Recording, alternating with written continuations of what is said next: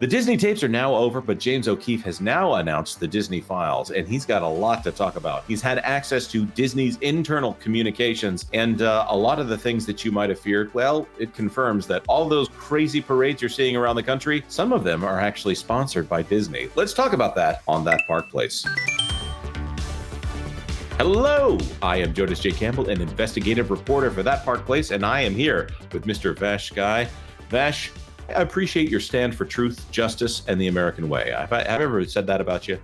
Oh, well, I don't think you have said that about me. I will say I try to keep a level head about these things. I try to stay on the straight and narrow. Uh-oh, I said a bad word, I believe.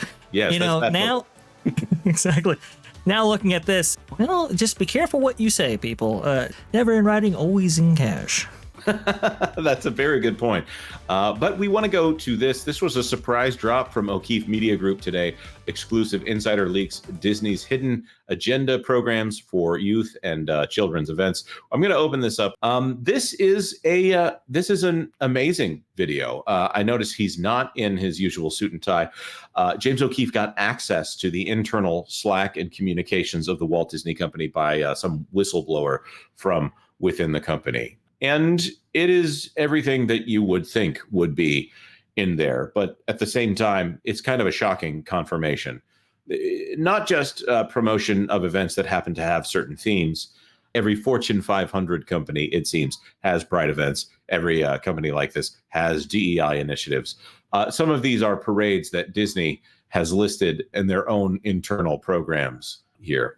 There is a program here called Zebra Youth that is referenced several times in the video that appears to assist people from ages 30 to 24 in helping them with homelessness issues, also sometimes used as separating children from their parents in order to facilitate their growth as an LGBTQ person. That sounds like a separation policy to me more than it does something that helps someone to stay with their family, which is often the healthiest way to grow into an entire person. Here, let's read a little bit of this. In 2023, Disney also supported efforts to create programs for projects for Zebra's Youth's Drop-In Center to address food insecurity, housing, transportation, workforce initiatives, and education. The Drop-In Center is a safe place where homeless and at-risk LGBTQ plus youth can come for high-level support, including mental health therapy, crisis counseling, case management, specialized medical care, peer group support, and parent support groups. Generally speaking, I wouldn't think that parent support groups would be high on the list here. At least there's that. But this to me sounds like if a person wanted to leave their home, they're giving them a place to leave to, adding to the reducing the pain of change for someone who might want to leave home, which if you are a person who is watching this and is considering leaving home, I just got to say, it better be for more than actualizing yourself. You better be in actual danger before you consider that, because I would encourage you to stay there and get counseling instead of leaving home. Vash, what do you think about Disney sponsoring a program like this? I think it's very... Man, you're getting some dicey territory. Yes, we are. Well, I mean, we are, but I'm just saying that the company is as well. We heard that story from one of the proposals of the last shareholders meeting, and I'm sure we'll have more coverage on that when the Disney Files 2 is released, as it deals specifically with that topic that was at issue. But I believe her name was Chloe, who submitted a proposal on, gender affirming care and how the company doesn't necessarily support gender affirming care in the opposite direction, let's say. Yeah. And she really blamed the Walt Disney Company for not doing that and for her particular story.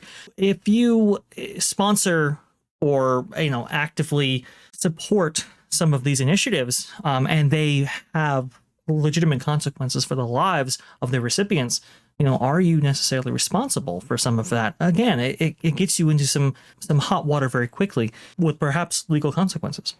Yeah, and I would say on that Chloe Cole video, that is, first of all, kudos to her for actually getting on that shareholders call and asking Bob Iger to respond. Bob Iger was not on the call to respond. Mr. Iger, Disney under your watch is pushing the limited agenda of gender ideology. Disney has become the Ursula that is stealing the voices of thousands of little Ariels across the world by telling us that we can be something that we can never become. The lawsuits are coming, sir. It's only a matter of time before Current or past employees whose bodies and lives have been irreversibly harmed will show up at your door looking for justice and restitution. But he was, it could have even been pre-recorded because they did AI questions. So the only person that we're sure was live on that call was Horacio Gutierrez, the chief counsel of the company. But the Disney, as part of Christopher Rufo's work, he did expose a clip where Disney was wanting to make sure that employees knew that not only were gender transition benefits available to employees, they were also trying to make sure that they knew that gender transition benefits were available to children of employees of the Walt Disney Company. So in a very specific way, supporting Disney goes towards paying for gender transition for children if you are supporting the Walt Disney Company. Now, that's not where we're going to focus in this exact moment, because I think there's going to be more on that in the upcoming Disney Files. And again, forgive me, we're wanting to make sure that this channel that covers Disney covers what's going on here. In internal Slack messaging, in the hashtag Disney Pride channel here, we have a virtual poly meetup here for employees of the Walt Disney Company. If you don't know what that means, I'm just going to say that means loving a lot of people and not monogamy. It's the opposite of mono there, that poly. Or this one right here with trans colors here, light up the night with pride. This again from the internal Slack here. Obviously, oh my, that's quite the statement there on the Disney Pride site here. Vash, let's say it's the 1950s and Walt is establishing Disneyland. What are the ideals that go into creating a location like Walt Disney World or Disneyland? Yeah, that's really something right there. I mean, Walt Disney at that time was very clear that Disneyland be dedicated to the ideals, the dreams, and the hard facts that have created America. And again, it was very Americana based and so forth. But I think at that time there was far more of a, I guess we would say, a conservative influence around the company's products, especially when it came to Disneyland. And I think people may have taken it upon themselves to dress up to actually go to the parks, and I believe for a while there, the parks guidelines actually reflected that to some degree. I remember that you couldn't necessarily have long hair for, I think, until the 1970s. Men, that is, couldn't have long hair when visiting the park. I mean, that's kind of how rigid and strict it was for quite some time. You'll famously remember the 1980s during the Videopolis. The park had an incident in which two men were dancing amongst themselves, and the park considered that a provocative matter and kicked them out. The company was sued over that, and now we've had a complete 180 in company policy and the values of that company. Maybe one could call it an overcorrection.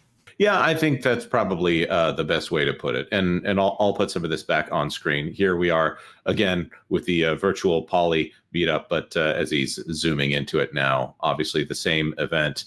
But here are Share Your Pride Zoom panels that you can put behind you when you are in company meetings. They've even added emojis here for different Pride logos here. A trans one here. This one could be non-binary. Also hearts, and for those of you who are not able to see this because you're on an iPhone or something like that, these are Mickey Mouse ears and also heart logos. So these are things that are using Disney intellectual property, whether or not they are approved by the company within this internal Slack messaging system.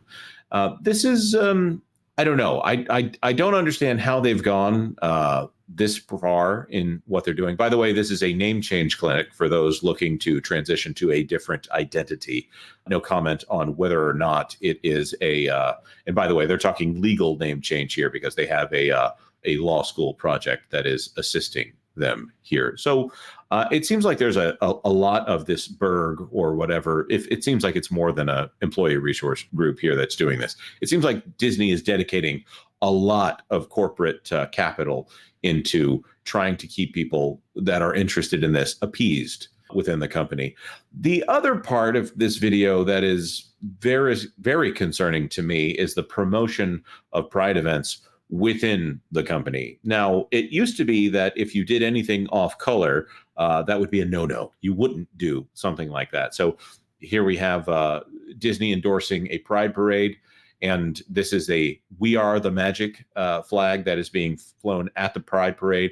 Here we have Disney Pride Month Pride Parades, and obviously Seattle is included in that. All across the country, events that are sponsored in some way by the Walt Disney Company. And I don't want to play them the shots of nude men bicycling around, or some of the other things that, unfortunately, in this line of work, we get tagged in to say, please report on this. This is things that should not be done in public in front of kids. Everyone has rights, but obscenity laws should not be thrown to the wayside just for your personal preferences. Yes. The Seattle Pride event is on there. It looks like also too the San Francisco Pride event was on there, which, I mean, you had a journalist coming out of that specific event going, I don't know if I necessarily want to cover another event like this just because of some of the content that was featured. I'll put it that way. I feel physically ill after spending the day at San Francisco Pride. Now, I've been to quite a few Pride events, but this one was by far the most disturbing. I am shocked. I've never experienced such a vulgar display of promiscuity. I mean, I don't even know what to say in terms of this. I'm shocked and horrified, and I don't think I'm ever going to cover Pride ever again after what I witnessed today. You know, we are a long way away from the company's stance when it came to this issue within their parks, for example. There used to be an event called Gay Days at Disneyland that was not officially sanctioned by the company. The company would work behind the scenes to support it in various ways, but not officially sanctioned. Now we literally have Pride Nights at Disneyland.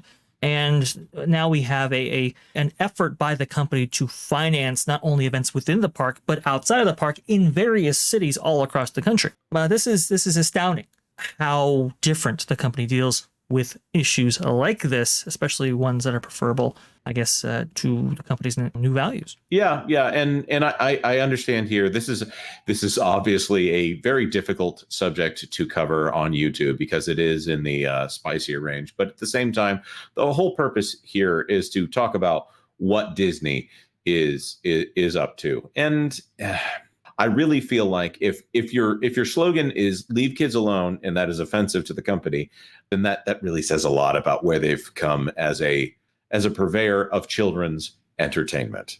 I really don't know what to do with a company like Disney when they say things like, we are going to try and quiet the noise, but then you see the sponsoring of these Pride events, which I don't even want to put the pictures on screen, because outside of the context in which they are shown proudly for a Pride event, it is very clearly in the realm of things that are inappropriate to put on a YouTube video. But there are special rules for special agendas, or so it would seem. That being said, Vash, do you have anything you want to say before we wrap this up?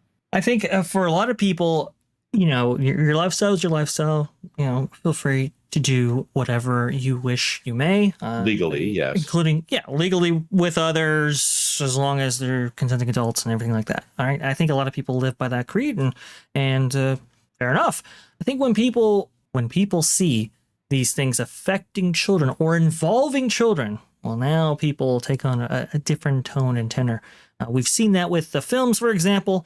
And, I think a lot of people attribute some of, let's say, like Lightyear's financial performance to the fact that there were issues that parents necessarily didn't want to introduce their kids to at that age or have that discussion when coming out of the movie theater with them, right?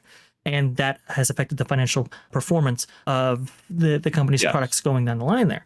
When you involve kids, like I said before, that's when people are like, I don't know about this. Like you said, Bob Iger said he was quieting the noise. This doesn't look like that. This does not look like quieting the noise. This is also, as O'Keefe Media Group is continuing to cover this, and James O'Keefe is continuing to expose what Walt Disney Company is up to. This is a transitioning program that they have within the company that, again, is advertising to children and trying to push for wider gender expressions and transitioning within the company.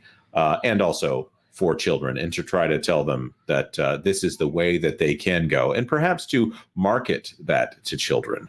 So that being said, this is not the kind of video that I like to do on this channel. There are other channels where I prefer to cover this because they're not the same channel where we talk about theme park stuff, and the same channel where we talk about, I don't know, a dumb show like The Acolyte. Forgive me if you're a fan of The Acolyte.